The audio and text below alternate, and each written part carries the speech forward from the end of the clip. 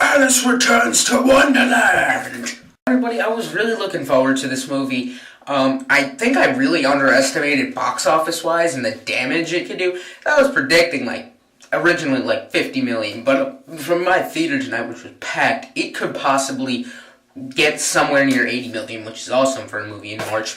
Anyway, past that, I'm one of the few people that was really intrigued and just really loved. If you saw I did a trailer review for this movie back in July. Intrigued by the teaser trailer. I thought it was obviously they were showing you all the spectacle to jump out and grab people and really pull them into it. And obviously it's a classic story, so it already had a built-in fan base. I mean, come on. Yet by the time the second trailer came, I was very underwhelmed because it really just looked like Tim Burton and Johnny Depp pulling the weird card every 5 seconds, which they do with all the movies. And up until this point, there was only one Tim Burton movie that I really object to, and that's the Planet of the Apes remake. Other than that, I mean, I thought he's got an amazing resume, even though a lot of people don't like him, but you gotta admit, like him or not, he's a visionary, and you gotta admit, Johnny Depp, like him or not, is an amazing character actor. So those two together, I thought that blend would work perfectly for Alice in Wonderland, but it looked like all they were going to do. So onward to my actual thoughts of the movie. Now, this movie's opened to mixed reviews, and I was really expecting a lot more for this movie. But I did enjoy it. It's really fun. The visual spectacle, although I know that the 3D was added later, it was not made for 3D, which I'm surprised because it really had a great campaign for 3D. But regardless, yes, the 3D I don't think is very necessary for this movie, but if you're going to see it, because my theater didn't even have a 2D version of it. So yeah, I'm just whatever. It's for the whole experience. It's an awesome movie experience. There's a lot of parts that really drag it down, though. A lot of people were talking about a breakdancing scene, which was just so out of place, and I just want to get that out of the way for this review now, because it was just, oh my god, oh.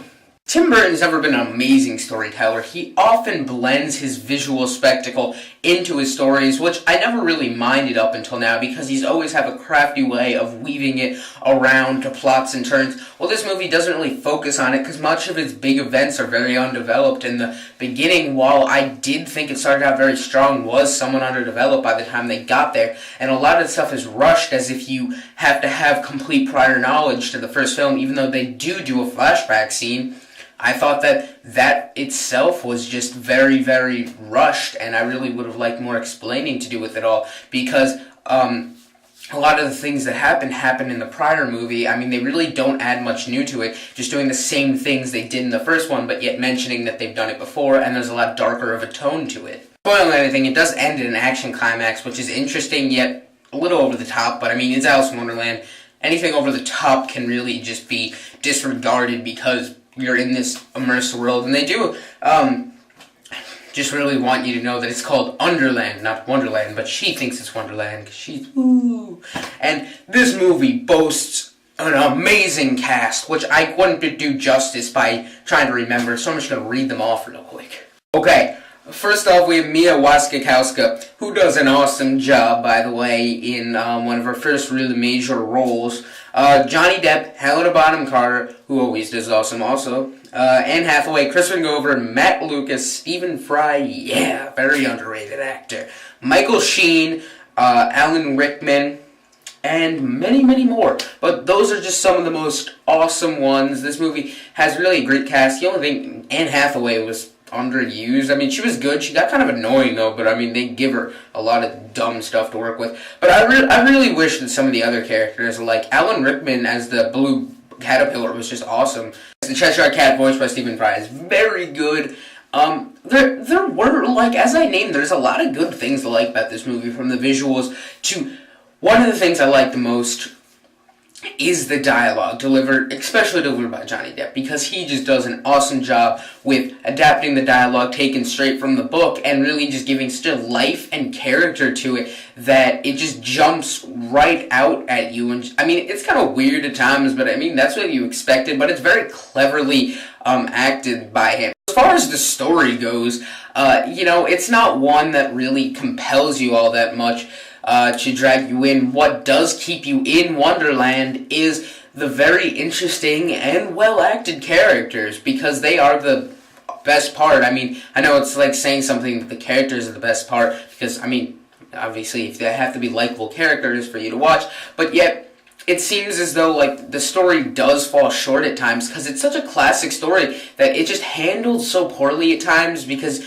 you don't really care that much about what's going to happen next or the whole involvement of it all.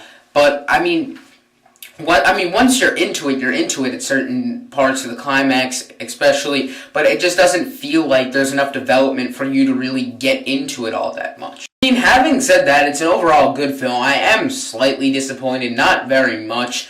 It's definitely better than after all the reviews I thought it would be. So yes, it's definitely a very interesting, crazy, weird movie. It's not among Tim Burton's best. As I said, there's really very few films of his of which I do not like, specifically starring Mark Wahlberg. There's a specific romance interest with Crispin Glover's character, who's like the second in command to the Red Queen. His name is Sheen, and it's just so weird because he just, like, it just kind of comes out of nowhere. He comes up to Wasikowska's character, Alice, and just kind of leans over her and he's like, "I love you so much, I find myself wanting you." I was like, it's so weird. It's just so random and put out there. I mean, I can't blame him. I mean, I'd go down her rabbit hole. So, you guys, as a final rating, I'm very close between 8 and an 8.5 out of 10 because it is a good movie. So, yeah, I'll give this movie an 8.5, 8 out of 10. Definitely check it out because it's a great movie to see in theaters. I mean, even if it's not all that great or not amazing, it's still a very good movie. I would definitely check it out as a theater film because it is definitely something you want to see. I wouldn't recommend 3D if you don't want to spend the extra money, but I mean, as my theater went, we only had 3D. So, have fun with this movie because I know I did.